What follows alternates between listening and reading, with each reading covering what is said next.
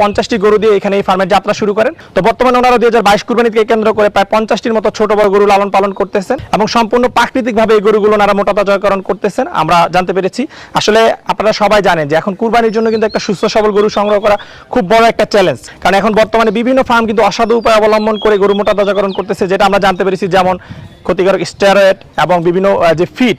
এখন সবচেয়ে বড় যে বিষয় হচ্ছে যে ফিডের মুরগির যে ফিড, সেই ব্রয়লার ফিড খায় কিন্তু গরু মোটা তাজাকরণ করতেছেন। তো আসলে এত কিছুর মধ্যেও কিন্তু সুস্থ সবল গরুটা সংগ্রহ করা কিন্তু একটা চ্যালেঞ্জ।